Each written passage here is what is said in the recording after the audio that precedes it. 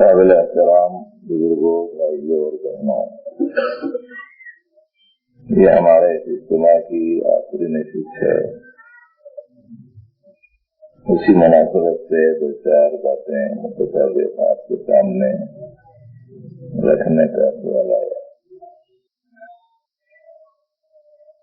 ایک بات تو یہ کہ ابھی سنائی گئی حضرت قبلہ رحمۃ اللہ علیہ کی جو نظم ہے، اس کا جو پیغام ہے آپ سے یاد رکھیں، اس کے مطابق اپنا حال بنانے کی کوشش کریں۔ خصوصیت سے 6 باتیں اس میں بیان کی گئی اور یہ 6 باتیں سلاسل اربعہ کے امتیازی خصوصیات کے ساتھ ساتھ اپنے سلسلے کمالیہ سے متعلق 2 باتیں مزید ہیں۔ یہ 6 باتیں ذہن میں رہنا۔ پہلی بات توحید کی۔ اگلے ہفتے حاضری ہوں، اس لیے ہاتھ میں توحید کی تلوار، تو توحید رہنا۔ دوسرے، دل میں ان کو محبت کی کیفیت، زبان میں نغمے حلاوت اور مٹھاس، جو حضرت رحمۃ اللہ علیہ نے چشتیت کی خصوصیت بتائی۔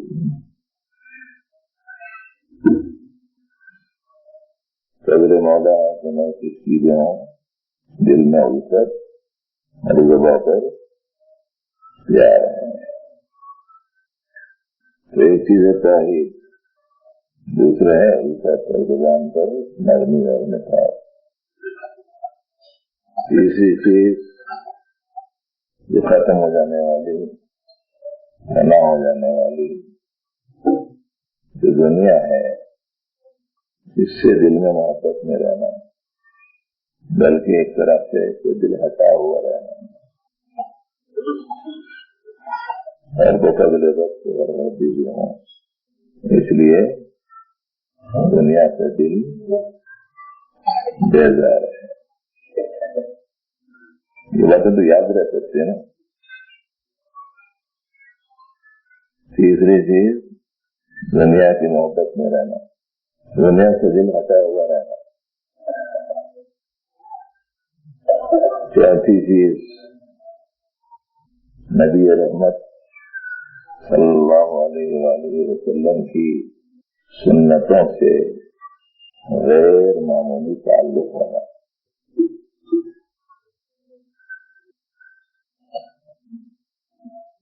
نقشبندیوں مقتدیوں میں اس لیے سب سنتوں سے پیار ہے۔ کمالیہ مقتدیوں والی آنکھ میں موجود کا دیدار ہے، یہ 5ویں بات ہے۔ چھٹی بات حسنی حسینی ہونا کی، قرآن سے دل پر شاد ہونا۔ 6 باتیں ہوئی۔ 2 دن سے جو کچھ سن رہے ہیں وہ جس کا یاد رکھ سکتے ہیں بہت اچھا ہے۔ پورا یاد رکھنے والا شاباشی کا مستحق ہے۔ یہ 6 باتیں تو سب کو یاد رہ سکتے ہیں۔ توحید کا دامن ہاتھ سے جانے نہ دینا، دل میں بغض، عداوت، کینہ، کپٹ، نفرت، دوری نہیں رہنا، الفت رہنا، محبت رہنا، انسیت رہنا۔ حدیث میں آتا ہے لا خیر فی من لا یألف ولا یؤلف، اس آدمی میں کوئی خیر نہیں ہے جو کسی سے الفت نہیں رکھتا اور اس سے کوئی الفت نہیں رکھتا۔ جب لوگ بولتے اپنی کسی سے نہیں بنتی،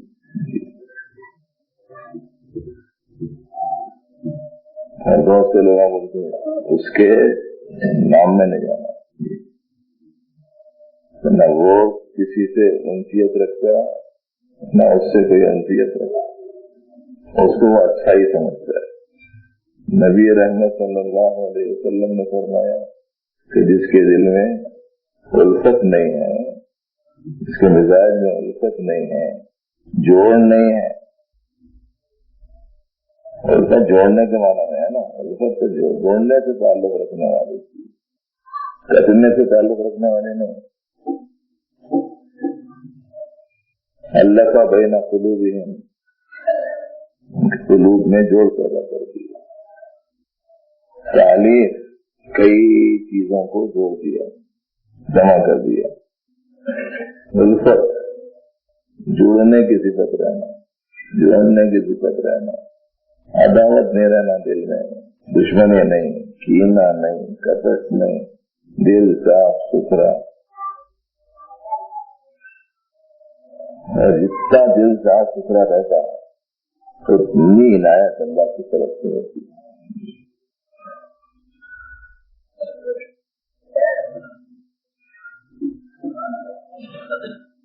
ہمارے بازار کا طلبا سال تمام کبھی اچھے رہتے، کبھی اچھے نہیں رہتے، کبھی برے جیسا سنتے، کبھی برے جیسا نہ سنتے، اس کے نتیجے میں کبھی اساتذہ شفقت کرتے، کبھی ناراضگی ظاہر کرتے، کبھی ٹائم تک کرتے، کبھی کوئی وقت ہو دیتے، سال تمام ایسا گزرتا ہے۔ اس کے بعد میں جو سمجھدار سنجیدہ بچے ہوتے وہ سال ختم ہونے کے بعد میں لمبی چھٹیاں میں جاتے، استاد سے ملنے جاتے اور کہتے کہ حضرت سال تمام میں ہم لوگوں کو بہت بتا رہی ہے، ہمیں معاف فرما دیجیے۔ تو وہ جواب میں بولتے تھے سب ماں دل تھا، فرماتے تھے سب ماں دل تھا۔ یہ حرام دل میں کون ہے؟ اچھی چیز کہاں سے آ سکتی ہے؟ دل صاف ستھرا رہنا۔ تو دوسری چیز کیا ہے؟ الفت رہنا دل میں، الفت۔ اور زیادہ سر جو کٹتا ہے آدمی وہ زبان صحیح نہیں رہنے کی وجہ سے کرتے ہیں۔ زبان نرم رکھو، اچھی رکھو، لین الکلام، بات نرم کیا کرو۔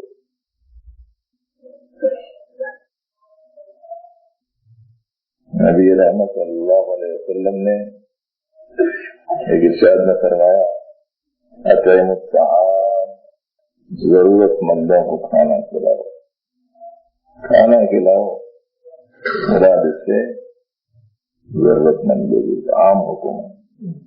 لیکن خاص حکم میں یہ بات بتائی لا یأکل طعامک الا تقی، تمہارا کھانا پرہیزگار آدمی کھانا چاہیے، یعنی محبت والا، تعلق والا، عزت والا، انسیت والا۔ لیکن یہ جو عام حکم ہے کھانا کھلاؤ، تو مراد یہ کہ جو بھی ضرورت مند ہے، محتاج ہیں، اپنے ہیں، پرائے ہیں، قریب کے ہیں، دور کے ہیں، کھانا کھلاؤ۔ افشوا السلام، سلام پھیلاؤ۔ صلوا الارحام، رشتے ناتوں کو جوڑو۔ صلوا باللیل والناس نیام، رات میں سو جاؤ، رات میں اٹھ کر سونے والے لوگ بے شمار لوگ ہوتے ہیں، سوتے ہوئے ہوتے ہیں، تو تم اٹھ کر نماز ادا کیا کرو۔ اور ایک بعض روایتوں میں آتا ہے لین الکلام، بات نرم کرو۔ تدخلوا الجنت بسلام، سلامتی سے جنت میں داخل ہو جاؤ۔ اس میں بھی کئی چیزیں ہیں، سلام پھیلانا، کھانا کھلانا، صلہ رحمی کرنا، بات نرم کرنا، راتوں میں اٹھ کر قیام کرنا، یعنی عبادات میں لگنا، جنت میں داخلے کا سبب ہے سلامتی کے ساتھ۔ تو ایسی روایت میں لین الکلام کا لفظ دیا ہے، بات نرم ہونا۔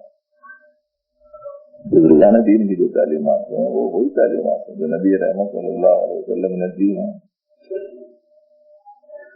تو دوسری چیز ہے دل میں الفت، زبان پر پیار۔ تیسری چیز جس کی طرف آج بہت توجہ دینے کی ضرورت ہے، اور وہ ہے دل دنیا میں اچھا ہوا نہیں رہنا، دنیا سے دل لگا ہوا نہیں رہنا، دنیا سے دل ہٹا ہوا رہنا، یہ ایمان کی علامتوں میں سے ایک علامت۔ نبی رحمت صلی اللہ علیہ وسلم نے ایمان کی علامت بتلائی 3 چیزوں کو: دنیا سے دل ہٹا ہوا رہنا، آخرت کی طرف متوجہ ہو جانا، موت کی تیاری میں لگ جانا، یہ ایمان کی علامت ہے۔ تو تیسری چیز، دنیا سے دل بیزار ہے۔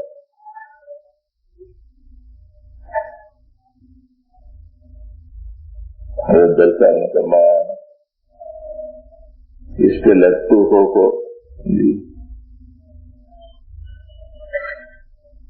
کیا ہے آگے، اس پہ لٹو ہو کو جنت بھول جانا سب سے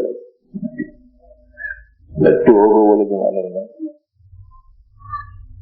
ایسا تعلق رہنا کہ اس کے پیچھے ہی گھومتے رہنا، صبح سے لے کے شام تک، جیسے لٹو پھرتا نا وہ پھرتے رہتا، صبح سے لے کے شام تک دنیا دنیا دنیا دنیا، دل اسی میں پھر رہا، دماغ اسی میں پھر رہا، نگاہ اسی میں پھر رہی، زبان اسی میں پھر رہی، کاواں اسی میں مشغول ہیں، ہاتھاں اسی میں مشغول ہیں، پوری طریقے سے ایسا مشغول کہ جنت بھول گئے۔ جنت کیا ہے سمجھ میں آیا، حالت ہی عجب ہو جاتی۔ ہمارے حضرت رحمت اللہ علیہ فرماتے تھے خود سے جانے کی اجازت نہیں ہے، ورنہ یہ جگہ رہنے کی ضرورت ہے، کیوں بولتے؟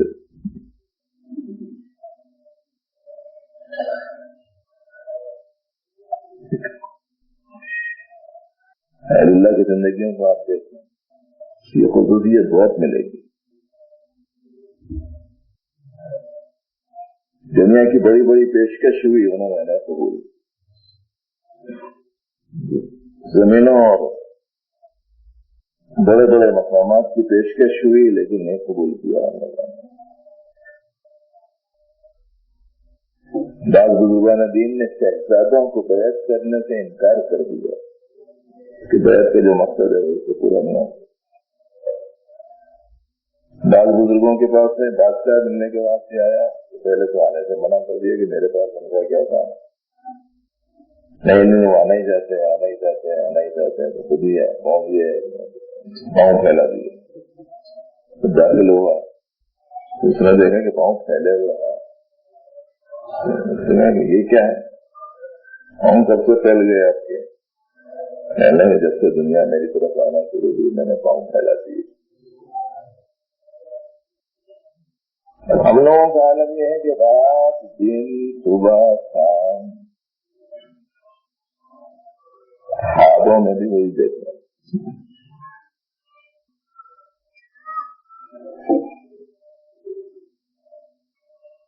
یہاں سے اس سے پیسے مل گئے، وہاں سے اس سے پیسے مل گئے، یہ ہوا وہ ہوا، یہ کاروبار کر رہا ہوں، وہ کاروبار کر رہا ہوں، انہوں لا کے اس سے پیسے دے رہے، انہوں لا کے اس سے پیسے دے رہے، عجیب عجیب قسم کے خوابوں سمانتے رہتے لوگ۔ اور جیسے خوابوں میں دیکھے ریاض میں لا کے 1-1 لاکھ کے 5 بنڈل دیتے گئے،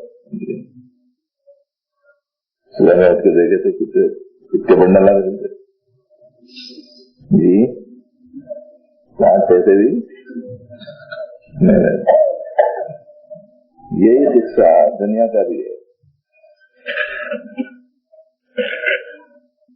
یہ ہے وہ ہے وہ ہے، سمجھتا آیا تو کچھ بھی نہیں تھا، جاتے کچھ بھی نہیں رہیں گا، یا جانے کے بعد کچھ بھی نہیں رہیں گا، تو بیچ میں رہنا نہیں رہنا دونوں برابر ہے کہ نہیں کہا جا رہا تھا۔ اس بات کو میں میرا بہنا بھی توجہ دے رہا اور جی جان دنیا میں اچھا ہوا۔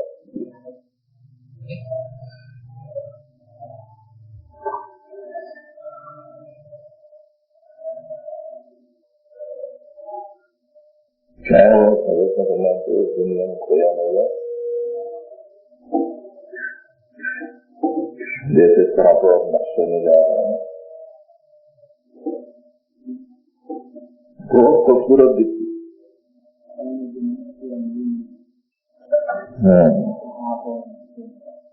یہ دنیا کی رنگینیاں جیسے سانپ اور نقشہ نگار، بہت خوبصورت رہتا، چمکدار پھل، بیل، بوٹے، پھول وغیرہ نہایت موزونیت کے ساتھ موجود ہوتے ہیں۔ ایسے ہیں کہ صاحب یہ سب ایسی چیزیں ہیں کہ خرید جائیں گے تو نقصان ہو سکتا ہے، جیسے خوبصورت سامنے سے چلے گئے تو نقصان ہوتا ہے، ایسے اس کا ہوتا ہے۔ ضرورت کی جگہ ہے، ضرورت سے پوری کر لو، اللہ تعالیٰ جائز طریقے سے دیں، اسلام منع نہیں کرتا، اس لیے کہ جسم کا بھی حق ہے، نفس کا بھی حق ہے، اولاد کا بھی حق ہے، ضرورت کے حساب سے وہ چاہت لے رہنا کہ ایسی زیادہ کہ اس کی وجہ سے اپنا دین متاثر ہو جائے۔ تو نبی رحمت صلی اللہ علیہ وسلم نے فرمایا کہ ایمان کی علامتوں میں سے ایک علامت یہ ہے کہ دل دنیا سے ہٹ جائے، آخرت کی طرف توجہ ہو جائے اور آدمی موت کی تیاری میں لگ جائے، یہ ایمان کی علامت۔ اس کو سمجھانے کے واسطے ایک مثال دینا چاہ رہا تھا۔ اپنے اجتماع میں کوئی صاحب آئے، اجتماع میں بھی شریک ہو جائیں گے اور محبوب نگر سے کافی خریدی بھی کر لیں گے، بلکہ کافی پیسے لے کے آئے، جی زیادہ سب لے کے جانا، وہ سمجھ میں آنے کے واسطے مثال دے رہا ہوں۔ 5 لاکھ روپے لے کے آئے، لالے کے مجلس اجتماع سے منتظم سے آپ کو دے دیے، آپ یہاں ہی رہتے ہیں، میرا اس کو کہاں سے بھی محفوظ کر لو، جاتے تک میں اجتماع کے بعد میں لے لیتا ہوں، ہفتے کے دن صبح لا کے دے دیا، اتوار کے دن عشاء کے بعد میں آ کے لے لیے، تو دینے سے پہلے کچھ بھی نہیں تھے، اور اتوار کے دن عشاء کے بعد لے لینے کے بعد میں کچھ بھی نہیں ہے، تو یہ بیچ میں فاصلہ رہنا نہیں رہنا، جس کے پاس بھی رکھے رہنا نہیں رہنا دونوں برابر ہے کہ نہیں؟ دونوں برابر ہے نا؟ ایسے ہی دیکھو دنیا کے بادشاہوں کو دیکھو، وزراء کو دیکھو، صدور کو دیکھو، دنیا کے بڑے بڑے سرما رواؤں کو دیکھو، پہلے ان کے پاس کچھ نہیں تھا، بعد میں کچھ بھی نہیں رہے گا، کبھی بیچ میں رہنا نہیں رہنا دونوں برابر ہیں کہ نہیں؟ کسی بادشاہ کے بارے میں آتا ہے کہ اس نے زیادہ طرح سے ہی دنیا سے دل لگائے رکھا، زندگی کا بڑا حصہ گزار دیا، اخیر میں اسے بات سمجھ میں آئی تو اس نے مرتے مرتے یہ وصیت کی کہ جب میں مر جاؤں اور میرا جنازہ لے کر جانے لگو تو ایسی صورت میں کفن سے میرے دونوں ہاتھ باہر نکال دینا۔ جنازہ لے جاتے اپنے دونوں ہاتھ میرے کھلے ہوئے کفن سے باہر نکال کر رکھ دو۔ کسی نے بادشاہ سے پوچھا ایسی وصیت آپ کائے کو کر رہے ہیں؟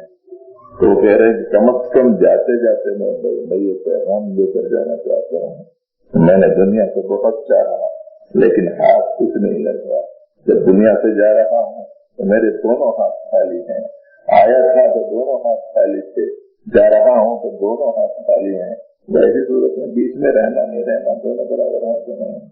اب ایسی دنیا سے ایسا دل لگانا کہ اللہ کے احکام ٹوٹ جائیں، نبی کی سنتیں چھوٹ جائیں، آخرت کا نقصان ہو جائے، اللہ کے احکام کی مخالفت ہو جائے، دین تکفر ڈال دیا جائے، اخلاقیات کو ختم کر دیا جائے، کیا گنجائش ہو سکتی ہے اس دنیا کے لیے؟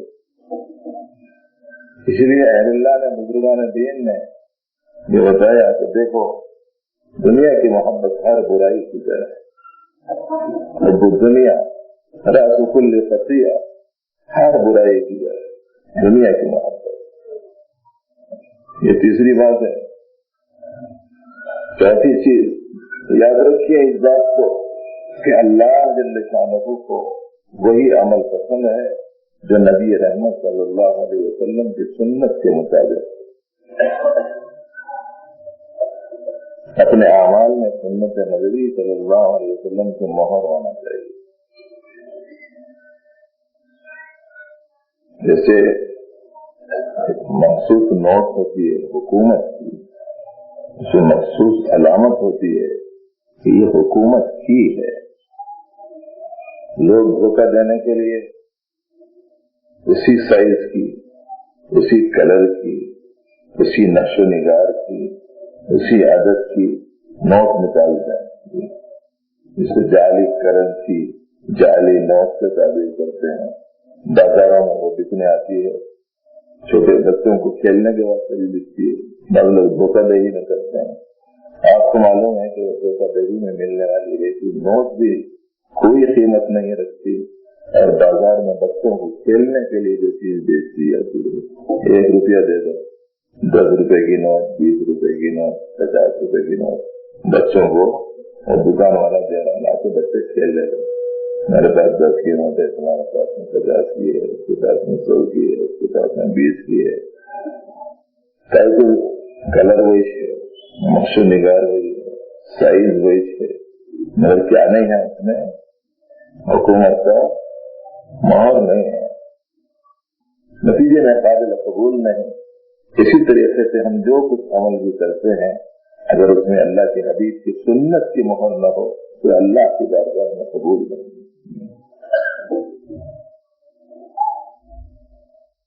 جو عمل ہم کر رہے ہیں سنت کے مطابق کرتے ہیں. یہ چیز چوتھی چیز سنتوں کو دیا جانا. یہ سنت زندگی کے ہر شعبے سے متعلق ہے. کھانے پینے میں، پہننے اوڑھنے میں، رہنے سہنے میں، ملنے جلنے میں، تعلقات میں، کمائی میں، خرچ میں، معاملات میں، معاشرت میں، ہر چیز میں اللہ کے حبیب کی سنت رہنا. ہم لوگوں کو خالی ایک شادی کی سنت یاد رہ گئی، اور اس سے کہیں زیادہ میٹھے کی سنت یاد رہ گئی. کہیں بھی دعوت ہو میٹھا نہ ہو، بغیر میٹھے کی کہیں بھی دعوت. اور بعض بات کو مذاق میں بول بھی دیتے ہیں دعوت ناتمام ہے اس لیے دوبارہ دینی ہوگی.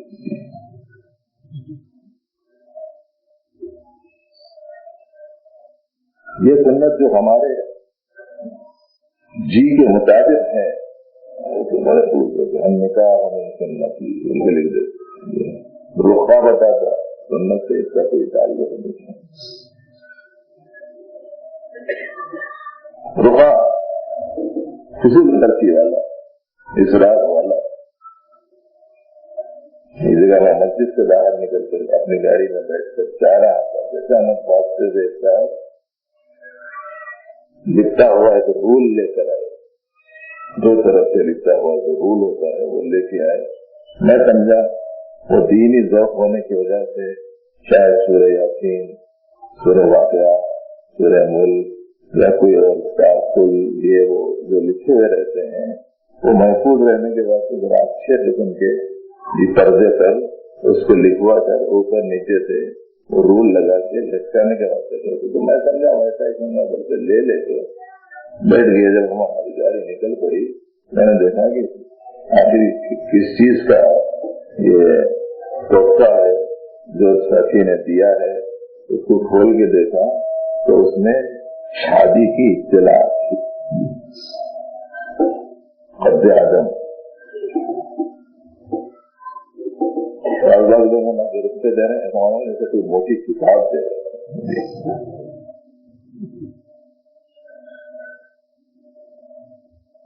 ہر چیز میں سنت کا خیال رہنا.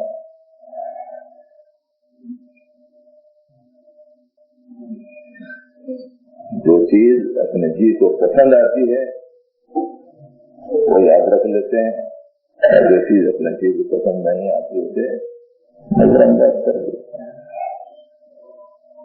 یہ 4 چیزیں ہوں گی نا، توحید، دل میں الفت، زبان پر پیار، تیسری چیز دنیا سے بیزاری، اور چوتھی چیز سنتوں سے والا آنا. یہ اللہ جل شانہ کے نزدیک محبوبیت کا ذریعہ ہے.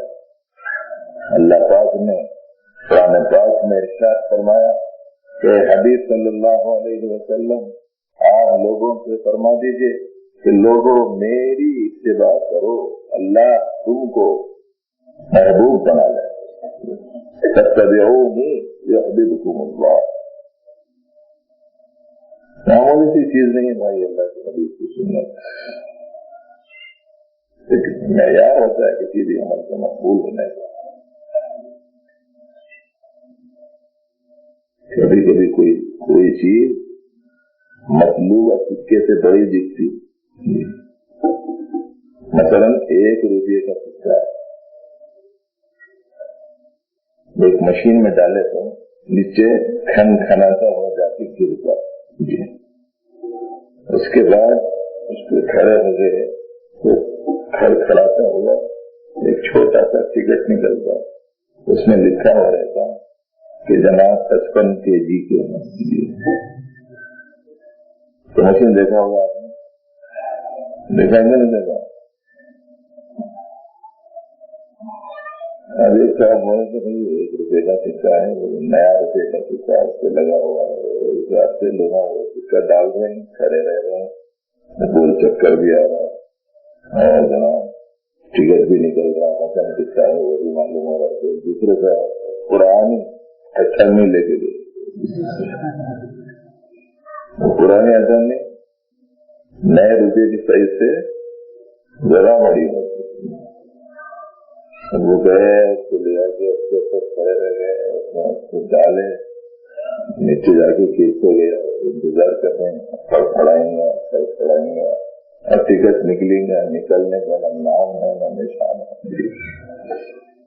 ارے کیا ہوا؟ مشین خراب ہو گئی، ذرا ادھر سے بجا رہے ہیں، ذرا ادھر سے بجا رہے ہیں، ہو سکتا ہے کہیں اٹک گیا ہوں میں. سمجھدار آدمی سلسلے قادریہ تمہاری میں آیا ہوا، اس نے دیکھ لیا سمجھی. تو اس سے پوچھے کہ تم کیا ڈالے تھے پہلے؟ وہ بولے سکے سے بڑا سکہ ڈالا. اس پہ اترے ہوئے سکے سے بڑا سکہ ڈالا تھا. کہ نہیں، اس میں ایک معیار مقرر ہے، اس معیار کا جب سکہ آتا ہے تو نتیجہ صحیح برآمد ہوتا ہے. جب اس معیار کا سکہ نہیں آتا تو نتیجہ بھی برابر نہیں نکلتا. اسی طریقے سے ہمارا عمل چھوٹا ہو یا بڑا ہو، اگر سنن نبوی کے معیار کے مطابق ہوتا ہے تو ایسی صورت میں بارگاہ الہی میں قابل قبول ہوتا ہے. اور اگر دیکھنے میں بڑا ہو لیکن اللہ کے حبیب کی سنت کے مطابق نہ ہو تو اللہ کے یہاں قابل قبول نہیں ہوتا ہے. اس لیے سنتوں کا خاص خیال.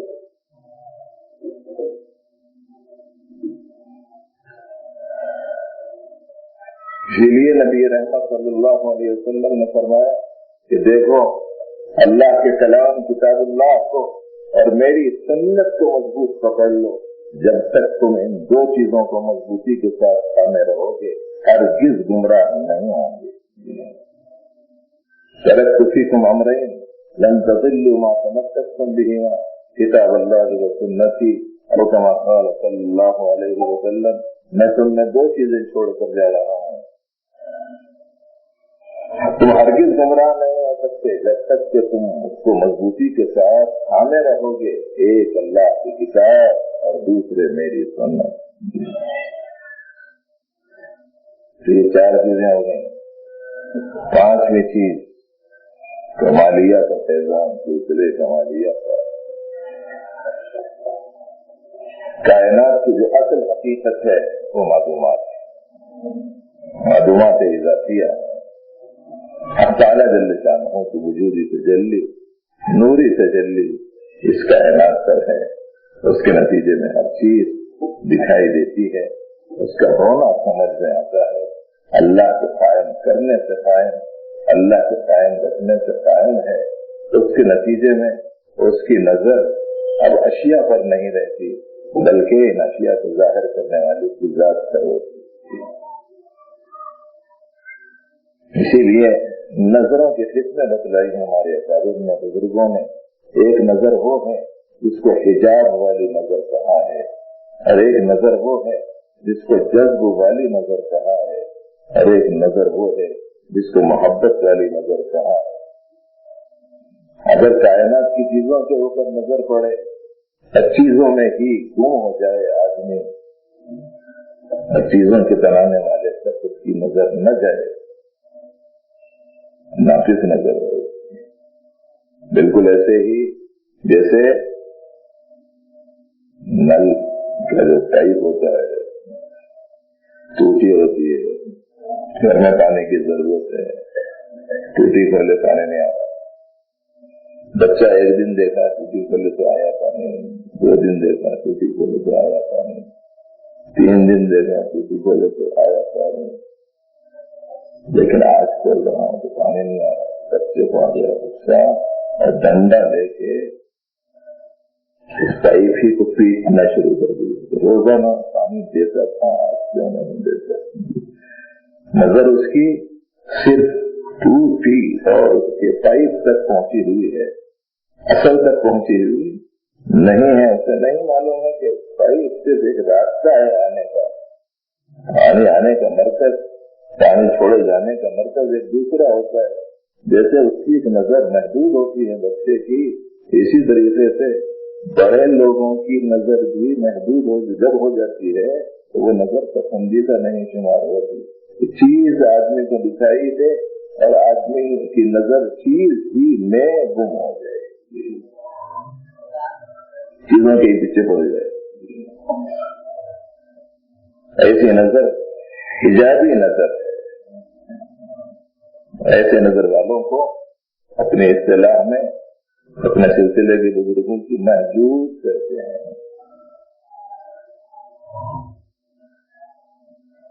اور ایک نظر یہ ہے کہ آدمی چیزوں کے ذریعے سے اللہ کی قدرت کا مشاہدہ کر کے، ان کے کمالات کا مشاہدہ کر کے ان کی طرف ایسا پلٹ جائے، ایسا متوجہ ہو جائے کہ اسے چیز کی خبر نہ رہے، چیزوں کے حقوق کے بارے میں خیال باقی نہ رہے، اور چیزوں کا جو حق چیز بنانے والے نے بتلایا ہے وہ حق ادا کرنے کے لائق نہ رہے، بلکہ پوری طریقے سے وہ ایک دوسرے عالم میں اس کی توجہ مرکوز ہو جائے، تو ایسے آدمی کو بڑا ہی جذبی نظر ہے اور ایسا شخص مجذوب ہے۔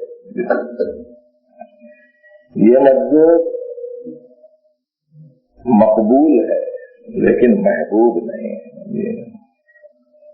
اور ایک نظر وہ ہے کہ چیزوں پر نظر پڑی، چیز کے خالق و مالک تک نظر پہنچی، چیز کے خالق و مالک سے منشا معلوم کیا کہ اس کا استعمال کیسے کرنا ہے، اس کے نتیجے میں ان کا حکم بھی پورا کرتا ہے، اس کا حق بھی ادا کرتا ہے۔ یہ نظر محبوبین کی نظر ہے، اور یہی نظر عطا فرمانے کے لیے نبی رحمت صلی اللہ علیہ وسلم تشریف لائے۔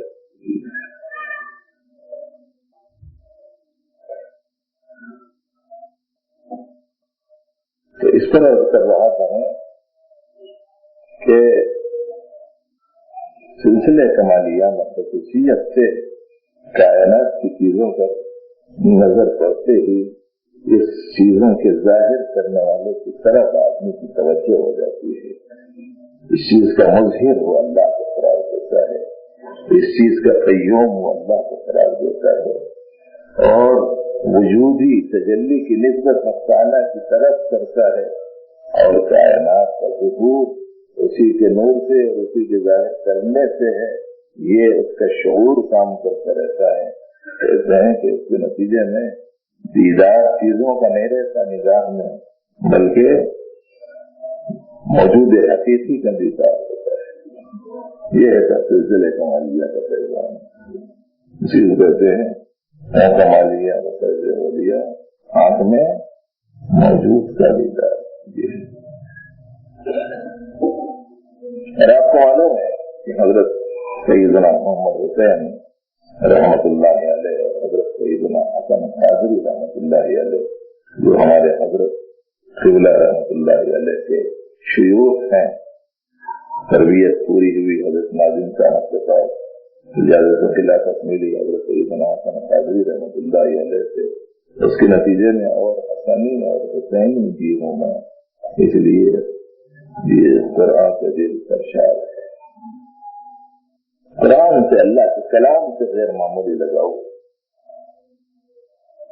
اللہ کے کلام کی تلاوت، اللہ کے کلام کو سمجھنے کی کوشش۔ نبی رحمت صلی اللہ علیہ وسلم بھی قرآن پاک کی تلاوت اور اس کو سننے کا شوق اتنا رکھتے تھے کہ کبھی کبھی بعض صحابہ کو فرماتے تھے کہ ذرا تم قرآن سناؤ۔ جن کا قرآن اترا، جو محبت وحی ہے، جن کے پاس جبرائیل امین آتے ہیں، اللہ کا کلام لا کر لے کر آپ کے قلب پر وہ اتارتے ہیں، وہ نبی صلی اللہ علیہ وسلم صحابی سے فرماتے ہیں قرآن سناؤ۔ صحابی نے بڑے تعجب کیا، حضور میں قرآن سناؤں آپ کو؟ قرآن تو آپ پر اترا۔ فرمایا کہ میں سناؤں، تم قرآن سناؤ۔ انہوں نے پڑھنا شروع کیا۔ ظاہر ہے کہ صحابہ کو ویسے بھی عربی لوگ تھے، ان کی زبان عربی تھی۔ ہم ہزار مشق کرنے کے بعد ہماری تجوید میں وہ بات نہیں پیدا ہو سکتی جو ان لوگوں کی تلاوت کے اندر ہوتی۔ پڑھنا شروع کیا صحابی نے، اور پڑھتے پڑھتے پہنچے اس آیت پر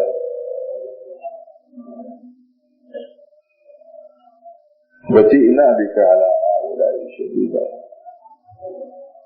جب اس آیت پر پہنچے تو نبی رحمت صلی اللہ علیہ وسلم نے اشارہ کر دیا کہ بس۔ انہوں نے نگاہ اٹھا کر دیکھی تو نبی رحمت صلی اللہ علیہ وسلم کی آنکھوں سے آنسو روا۔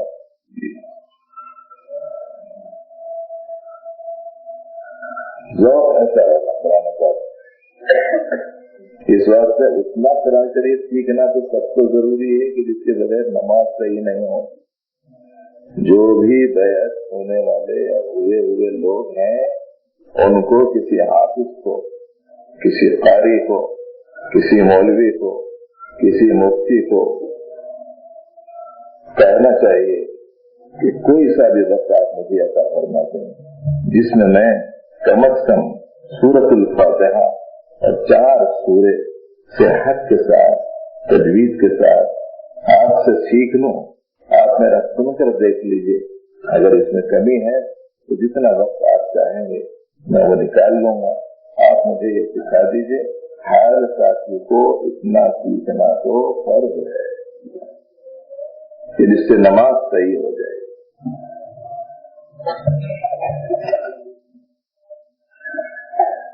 اس کے علاوہ قرآن پاک کی تلاوت کرنے کے لیے صحیح پڑھنا آنا ضروری ہے۔ تھوڑا سا ٹائم نکال کے سیکھو۔ ہم لوگ دیکھ رہے ہیں اس زمانے میں لوگ جاب بھی کر رہے، تعلیم بھی پا رہے، ملازمتیں بھی کر رہے، دن میں کما رہے، رات میں جا کے پڑھ رہے، رات میں کما رہے ہیں، دن میں جا کے پڑھ رہے۔ اچھی آمدنیاں ہیں لوگوں کو۔ مال کی حرص کا یہ عالم ہو گیا کہ ابھی 2-3 دوست والے صاحب کہہ رہے تھے کہ صاحب ایک بچی کو پسند کر کے کہا گیا کہ یہ ایک اپنے بچے کے لیے انہوں نے ایک بچی کو پسند کیا۔ ان کے گھر والوں نے جا کر آپس میں بات چیت ہوئی، جیسا ٹھیک ہے بچے کو دیکھیں گے، پھر اس کے بعد تو بچے کو دیکھیں گے، ماشاء اللہ بچہ اچھی شکل، اچھی صورت، اچھی جسامت، قابل لائق۔ بولے تنخواہ کیا ہے؟ تو بچے نے کہا 1 لاکھ روپیہ۔ بہت کم تنخواہ ہے، تنخواہ کیا کہتا ہے،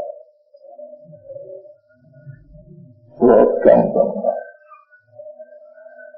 تنخواہ کا مفہوم بھی نہیں سمجھے لوگ۔ تن بولے تو کیا جسم جو چیز چاہتا ہے وہ چیز تکمیل جس چیز کے ذریعے سے ہوتی ہے اس کا نام ہے تنخواہ۔ منخواہ بولتے ہیں۔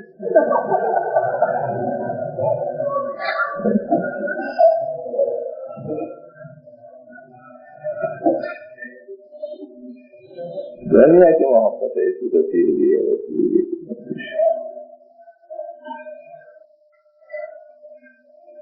تو قرآن پاک نہیں پڑھنا آتا ہے تو بھائی پڑھنا سیکھیں.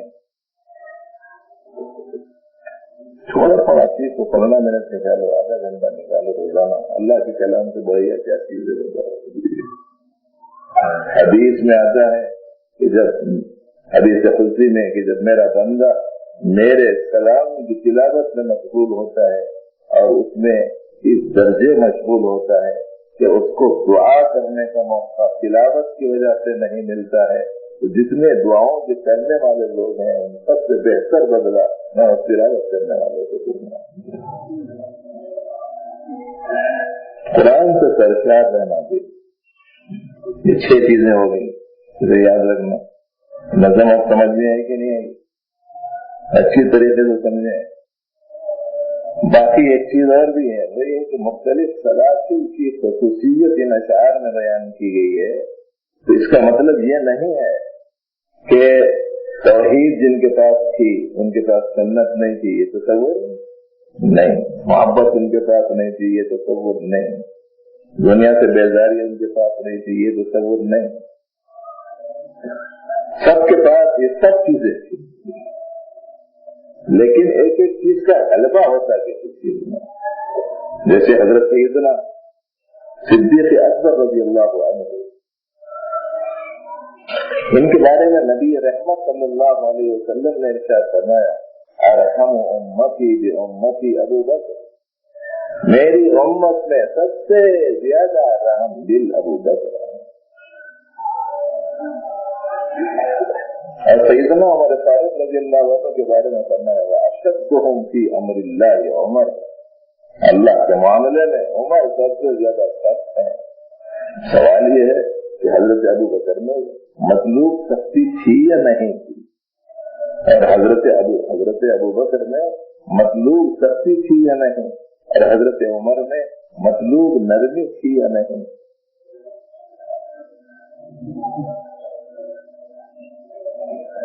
زکات دینے والوں نے زکات دینے سے انکار کر دیا. سیدنا صدیق اکبر رضی اللہ عنہ کے دور میں انہوں نے فرمایا کہ ان کے ساتھ میں ہم قتال کریں گے, جہاد کریں گے. صحابہ کرام نے حالات کو دیکھتے ہوئے فرمایا کہ ابھی ہم کو باہر کے حملے بہت زیادہ ہیں, اس وجہ سے ان سے ذرا ساتھ میں نمٹ لیں گے, پہلے یہ ذرا دوسرے احوال کا مقابلہ کر لیں گے. تو صدیق اکبر رضی اللہ عنہ نے فرمایا کہ ان سے تو مقابلہ کرنا ہے ہی, ان سے بھی مقابلہ کروں گا, اور اگر تم لوگ میرا ساتھ نہیں دو گے تو میں اکیلا جہاد کروں. کون کہتے ہیں بھائی؟ وہ ذات گرامی جنہوں نے فرمایا, جن کے بارے میں اللہ کے حبیب نے فرمایا کہ تمام امت میں سب سے زیادہ رحم دل. ان کا مشہور جملہ ہے, اینقص الدین وانا حی, اللہ کے دین میں کمی آ جائے گی اور ابو بکر زندہ رہے. کیسی سختی تھی. غلبہ جس چیز کا رہتا ہے اس کی ترجمانی ہو. سیدنا عمر فاروق رضی اللہ عنہ کا معاملہ دیکھو, نبی رحمت صلی اللہ علیہ وسلم نے فرمایا کہ ان کا معاملہ ایسا ہے کہ جس گلی سے عمر گزرتے شیطان گزرنا چھوڑ دیتا. لیکن ایک مرتبہ دیکھا, جائزہ لیتے ہوئے بستی کا, گھر میں بچے رو رہے ہیں, بل بلا رہے ہیں. سامنے سے گزرتے ہوئے جب بچوں کی آواز انہوں نے سنی تو خوش ہوا کہ کیا بات ہے, بچے کائے کو رو رہے ہیں. تو کہا کہ بچوں کو کھانے کے واسطے کوئی چیز نہیں ملی, بھوک کی وجہ سے بچے دل بلا رہے ہیں, اس لیے رو رہے ہیں. حضرت عمر نے پوچھا کہ پھر امیر المومنین کو اطلاع کیوں نہیں دیتی؟ نہیں, ان کو اطلاع دینے کا کام ہمارے ذمہ کرنے کا کیا مسئلہ ہے؟ ان کو خود چاہیے کہ وہ جائزہ لیں کون سے گھر کے حالات کو. کہ ہاں ٹھیک ہے. سیدھا گئے, آٹے کا تھیلا اٹھایا, اپنی پیٹھ پر رکھوایا. لوگوں نے کہا کہ ہم اٹھا لیں گے امیر المومنین. انہوں نے فرمایا کہ نہیں, मुझे ये उठाने दो, कल क़यामत के दिन तुम लोग मेरा कोई बोझ उठाने वाला नहीं है। ये कर थैला उठाया तो लेकर गए, घर पहुंचाया और कहा कि जल्दी से पकाओ और बच्चों को खिलाओ। और फिर घर के बाहर दीवार से लग के बैठ गए। किसी ने कहा कि अमीर मोमिनीन आप क्या से बैठे? कहा कि मैंने बच्चों को रोता हुआ देखा, मैं ये चाहता हूँ कि मैं अपने बच्चों को हंसता हुआ भी देखूं। कैसी नरम दिली थी। तो इसलिए सलासिल की ये जो खुसूसियात हैं, ये खुसूसियात इम्तियाजी वक्त के तौर पर हैं। ये नहीं कि दूसरे सलासिल में ये खुसूसियात नहीं पाई जाती। हर सिलसिले का इकराम, हर सिलसिले का एहतराम, हर सिलसिले की जामियत का लिहाज किया जाना चाहिए। इसीलिए जब किसी को खिलाफत दी जाती है, जब किसी को इजाजत दी जाती है, तो उनको खिलाफत और इजाजत को एक सिलसिले वाले शेख से मिलती है या दो सिलसिले वाले शेख से मिलती है। लेकिन जब वो इजाजत देते हैं तो कहते हैं कि मैं तुमको चारों सिलसिलों में बयात की इजाजत देता हूँ, ताकि इकराम और एहतराम बाकी रहे अपने तमाम बुजुर्गों का, तमाम सलासिल का, तमाम अल्लाह वालों का इकराम और एहतराम। तो दोस्तों ये 6 चीजें हो गई, इसे आप याद रखें। तौहीद,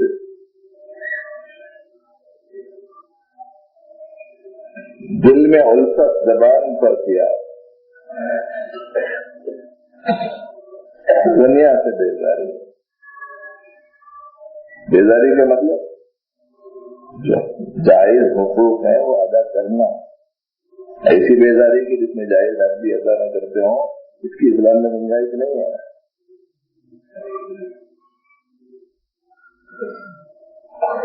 सुन्नतों से ताल्लुक गैर मामूली और अल्लाह जल्ल जलालहू की याद और शुहूद की कोशिश, अनफुस में उनको मालिक पाना, आफाक में उनको मालिक देखना, अनफुस में उनको फाइल पाना, आफाक में उनको फाइल देखना, अनफुस में उनको मौसूफ सिफात कमाल पाना और आफाक में उनको मौसूफ सिफात कमाल देखना, अनफुस में भी मौजूद हकीकी होने को पाना और खारिज में भी मौजूद हकीकी मसाला को देखना।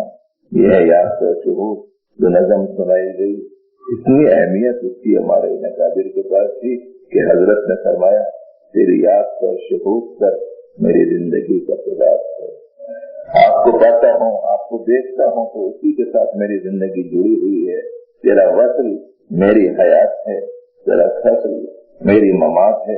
अगर आप पाए हुए होते हैं, आपका मुशाहदा होता रहता है, यही वसल है और इसी के साथ मेरी जिंदगी है।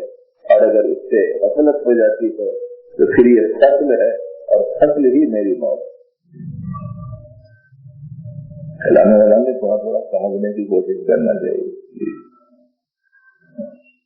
पढ़ने वाले साथियों में भी इस बात का खास ख्याल आना चाहिए कि असल मजमून की तरफ, सुनने वालों की तरफ जो ज्यादा मरकूज रहे। ये 6 चीजें तो इस नज़्म के जेल में इस वक्त पर आपके खिदमत में रखी गई और आपको रुखसत करने से पहले 1-2 बातें और मुख्तसर करनी है कि देखिए, हर वो शख्स जो किसी से बैत हो या ना हो, उसको तो 3-4 चीजों का खास एहतमाम करना चाहिए। एक, दुरूद शरीफ की कसरत। आप बैत हो किसी से या ना हो, जितनी ज्यादा कसरत हो सकती है उतनी ज्यादा सआदत। हदीस में तो इसके बारे में यहाँ तक आया है कि अगर कोई शख्स अपना पूरा कार्य होगा दुरूद में लगा दे तो अल्लाह जल्ल शाह पूरे मसाइल के वास्ते काफी हो जाए। तो एक तो दुरूद शरीफ की कसरत करना, दूसरे सुवम कलिमे की और इस्तिग़फ़ार की एक तस्बीह सुबह शाम पढ़ना। सुवम कलिमा सुब्हानअल्लाह वल्हम्दुलिल्लाह ولا إله إلا الله والله أكبر ولا حول ولا قوة إلا بالله العلي العظيم صحیح تلفظ سے کرنا. جلدی جلدی ختم کرنے کے چکر میں نہیں رہنا کہ تصویر لے لی ہاتھ میں، اتنی تیزی سے دانے ڈھلتے ہیں کہ سمجھ میں نہیں آتا ہے کہ ایسا کیسا زبان میں اس کی تیزی ہے کہ صحت ادا کے ساتھ یہ پورا کرتے ہوئے ڈھلاتا چلا جا رہا ہے. اور بال بات تو اللہ رحم کرنا ایسے عجیب غریب ہوتے ہیں، دو ہاتھوں میں تصویر پکڑ لے کے ایسا کھینچتے. اللہ کے بندے تلفظ صحیح کرو، تھوڑا ذکر کرو مگر صحیح ادائیگی کے ساتھ نہ کرو. اس لیے میں نے سنایا سبحان اللہ والحمد للہ ولا الہ الا اللہ واللہ اکبر ولا حول ولا قوة الا باللہ العلی العظیم. 100 مرتبہ صبح 100 مرتبہ شام میں تمام لگانا چاہیے. درود شریف میں درود ابراہیم سب سے بہترین درود ہے، اور اگر وہ درود لمبا ہونے کی وجہ سے آپ کو بتائی گئی مقدار پوری نہ ہو سکتی ہو تو بہت سے دوسرے درود بھی نبی رحمت صلی اللہ علیہ وسلم سے ثابت ہیں اور کتابوں میں لکھے ہوئے ہیں. ان میں سے ایک درود ہے اللہم صلی علی سیدنا محمد النبی الامی وعلی آلہ واصحابہ وبارک وسلم. اور ایک درود ہے اللہم صلی علی سیدنا محمد النبی الامی وعلی آلہ وسلم تسلیما. اور بھی بہت سارے درود ہیں. چھوٹے سے چھوٹا درود شریف بھی کوئی پڑھنا چاہے تو پڑھ سکتا ہے صلی اللہ علیہ النبی الکریم صلی اللہ علیہ وسلم 2 مرتبہ صلی اللہ علیہ النبی الکریم صلی اللہ علیہ وسلم بولے تو درود 2 مرتبہ ہو گیا. زیادہ سے زیادہ پڑھیں. تو استغفار کی بھی ایک تصویر. استغفار کی تصویر کا کیا مطلب ہے؟ استغفر اللہ ربی من کل ذنب واتوب الیہ. یہاں تک پڑھے تو 1 مرتبہ ہوا استغفر اللہ ربی من کل ذنب واتوب الیہ. کہے کو بولنا پڑا پرانے ساتھیوں کو یا بار بار آنے والے ساتھیوں کو تو بولنے کی ضرورت نہیں رہے گی، لیکن کسی کو جب کہتے ہیں کہ استغفار کی ایک تصویر تو استغفار استغفار استغفار استغفار کرتے ہیں. اس بات کو سمجھانے کی ضرورت ہو رہی ہے. استغفار کے معنی ہے اللہ سے مغفرت طلب کرنا. کہنا چاہیے استغفر اللہ ربی من کل ذنب واتوب الیہ. یوں کہنا چاہیے استغفر اللہ العظیم الذی لا الہ الا هو الحی القیوم واتوب الیہ. اور اگر یہ لمبا ہو تو یوں کہہ لیجیے رب اغفر لی وارحمنی رب اغفر لی وارحمنی. 100 مرتبہ صبح 100 مرتبہ شام. تھوڑا سا قرآن پاک اگر صحیح پڑھنا آتا ہے تھوڑے سے قرآن پاک کی تلاوت مناجات مقبول کی ایک منزل. دعاؤں کا مجموعہ ہے، ان دعاؤں کی ایک منزل ہوتا ہے. یہ عام لوگ خصوصیت سے پڑھنے کا اہتمام کریں، اور جو سلسلے سے تعلق رکھنے والے ساتھیاں ہیں ان کو ان اذکار کے ساتھ سب لوگوں کے واسطے بتائے گئے اس کے ساتھ ساتھ سلسلے کے ذکر کا بھی اہتمام کرنا چاہیے. لا الہ الا اللہ 200 مرتبہ، الا اللہ 400 مرتبہ، اللہ اللہ 600 مرتبہ، اللہ 100 دفعہ، یا حی یا قیوم 100 دفعہ. شروع میں درود شریف پڑھیے، اللہ سے دعا مانگیے، قبلہ رو بیٹھیے، تازہ دم ہو کر ایک سوئی کے وقت میں جبکہ نہ بھوک لگ رہی ہو نہ بہت ہی پیٹ بھرا ہوا ابھی کھانے سے سارے ہوں لیکن آج ہوں تو دل حالت ہو، ایسا وقت میں یہ سوئی کے ساتھ بیٹھ کے ذکر کرنا اس تصور کے ساتھ کہ پروردگار عالم میرے ذکر کو قبول فرماتے ہوئے میرے دل سے ظلمتوں کو نکال کر اپنی محبت، اپنا نور، اپنی عظمت میرے دل میں عطا فرمائے. یہ تصور کے ساتھ جیسے نور میں آدمی ڈوبا ہوا ہوتا ہے، جیسے پانی میں مچھلی ڈوبی ہوئی ہوتی ہے، یہ تصور کرتے ہوئے کہ حق تعالیٰ جل شانہ کا نور شش جہات کو محیط ہے. اللہم انت نور السماوات والارض ومن فیہن، اللہ نور السماوات والارض. اس کی بنا پر یہ ذکر کا اہتمام کریں، شروع میں درود شریف اہتمام سے پڑھیں، آخر میں درود شریف اہتمام سے پڑھیں، بیچ میں درمیان میں بھی تھوڑے تھوڑے وقفے سے کلمہ طیبہ کا دوسرا جز اور اس کے ساتھ ساتھ درود شریف کا خاص اہتمام کرنا چاہیے۔ یہ دوسری چیز ہے جس کا آپ خیال رکھیں۔ اور تیسری چیز یہ ہے کہ چلتے پھرتے اٹھتے بیٹھتے کام کاج کرتے ہوئے جہاں تک ہو سکے اپنی زبان کو ذکر میں مشغول رکھیں، اور اپنی نگاہ کے ذریعے سے بھی جب کبھی کوئی چیز سامنے آ جائے تو اس کے مالک حقیقی اللہ ہیں اس کا تصور جاری رکھنے کا اہتمام کرنا چاہیے۔ اور جہاں جہاں جو ساتھی رہتے ہیں اگر وہاں کوئی ایسے ساتھی موجود ہوں جو اپنے سلسلے کی تعلیمات کا مذاکرہ کر سکتے ہوں تو ایسی صورت میں وہاں کے مقامی ساتھی ہفتے میں ایک آدھ دفعہ جمع ہوں اور پھر اس پرانے ساتھی سے یوں کہیں کہ بھئی کوئی ایک آدھ سبق سناؤ، ایک آدھ تعلیم کا حصہ ہمارے سامنے بطور مذاکرے کی کرو۔ اس سے بھی بڑی غیر معمولی منفعت ہوتی ہے۔ اور جو ساتھی ایسے ہوں کہ ایک دوسرے کے سامنے مذاکرہ کر سکتے ہوں صحیح ڈھنگ سے، ان کو اس کا بھی کرتے رہنے کا اہتمام کرنا چاہیے۔ معاملات اپنے صاف ستھرے رکھیں، گھروں میں رہنا سہنا اپنا بہترین ہونا چاہیے، معاملے ہمارے بالکل صاف ستھرے ہوں، معاشرت ہماری پاکیزہ ہو، سلوک ہمارا ہر ایک کے ساتھ میں اچھا ہو۔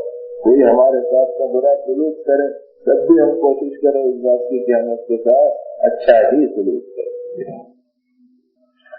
بس یہ چند باتیں آپ حضرات ذہن میں رکھتے ہوئے یہاں سے لوٹیں اپنے گھروں کو، اور جب کبھی بھی اطلاع مل جائے کہ فلاں جگہ اجتماع ہے تو ایسی صورت میں وہاں شریک ہونے کا خاص اہتمام کیجیے۔ ویسے جو مستقل جو نظام چلتے ہیں اس کے بارے میں بھی ہر ساتھی کو معلوم ہونا چاہیے۔ جتنے احباب یہاں جمع ہیں ان سب کے منتظمین کے پاس نام بھی ہونے چاہیے، مقام کا نام بھی ہونا چاہیے، ان کا فون نمبر بھی ہونا چاہیے۔ کوئی بھی اہم اطلاع دینی ہوتی ہے تو ان نمبرات کی وجہ سے بڑی سہولت ہوتی ہے۔ اس زمانے میں نیا سسٹم جو آ چکا ہے اس کے نتیجے میں اگر پورے فونوں کو ایک گروپ بنا دیے جائے تو ایسی صورت میں ایک میٹر بنا کر کلک کر دینے سے ایک ساتھ سینکڑوں ہزاروں لوگوں تک اطلاع پہنچ سکتی ہے۔ اس لیے اگر کوئی ساتھی اس میں آیا ہو ایسا ہو جس نے اپنا نام نہ لکھایا ہو، اپنا مقام نہ لکھایا ہو اور اپنا فون نمبر اس میں درج نہ کرایا ہو تو برائے طرح یہ لکھا کر جائے تاکہ اس کے بعد میں یہ شکایت نہ ہو کہ صاحب پروگرام ہوا فلانی جگہ ہم کو اطلاع نہیں ہوئی۔ ایسا نہیں ہونا چاہیے۔ اللہ تعالیٰ جل شانہ آپ کی ان محبتوں کو بے حد قبول فرمائے۔ یہ ساری کی ساری جو بہار ہے وہ حضرت مفتی صاحب رحمۃ اللہ علیہ کی محنتوں کا ثمرہ اور نتیجہ ہے کہ حضرت گاؤں گاؤں دیہات دیہات قریہ قریہ اس زمانے میں گھومتے رہے جس زمانے میں آنے اور جانے کی سہولتیں نہیں تھیں، اور جگہ جگہ لوگوں کو پہنچ کر لوگوں کو خبردار کیا اور لوگوں کو آزاد کیا، اسلامی تعلیمات کی طرف مائل کروایا۔ اس لیے جتنے مجازین ہیں، ہاں وہ مجازین بیعت ہوں یا مجازین صحبت ہوں، مجازین صحبت کو تو بیعت کا عمل نہیں کرنا چاہیے، باقی مجازین بیعت جو ہیں ان کو بیعت کی بھی اجازت حاصل رہتی ہے۔ اس کی بنا پر یہ جتنے مجازین ہیں، اجازت دیے ہوئے جتنے لوگ ہیں، ان سے یہ گزارش ہے کہ جہاں بلایا جائے تب تو آپ کو وہاں جانا ہے ہی، لیکن موقع نکال کر کوشش کر کے خود سے پہنچ کر وہاں پیغام پہنچانے کا اہتمام کرنا چاہیے کہ نبی رحمت صلی اللہ علیہ وآلہ وسلم کی سنت یہی تھی کہ آپ بازار میں چلے جاتے، لوگوں سے ملاقات کرتے اور مختلف مقامات پر جاتے، لوگوں سے ملاقات کرتے اور ان کو حق کی اور دین کی بات سمجھاتے۔ اس لیے معزز بھائیو اس کا اہتمام ہم کو کرنا ہے، دین کی دعوت کی محنتوں سے بھی اپنے آپ کو وابستہ رکھنا ہے اور اولیاء اعظام کی تعلیمات کو تازہ رکھتے ہوئے اس کے تقاضوں کے مطابق عمل کرنے کا اہتمام کرنا چاہیے۔ اللہ جل شانہ منتظمین کو، مقامی احباب کو، اس اجتماع کے سلسلے میں محنت کرنے والوں، کوشش کرنے والوں، دعاؤں کے کرنے والوں کو بہترین جزا عطا فرمائے، دارین کی سعادتوں کو سرفراز فرمائے اور ہم سب کے قلوب کو پروردگار عالم انسیت والا، محبت والا، نرمی والا، رحم والا قلب بنا دے، رفقتوں والا دل لگا دے और हर एक के साथ अच्छा सलूक रवैया करने वाला बनाए। और आखिर दावाना अल्हम्दुलिल्लाह रब्बिल आलमीन। गुरु शरीफ पढ़ लीजिए, इंशाअल्लाह दुआ। या महमूद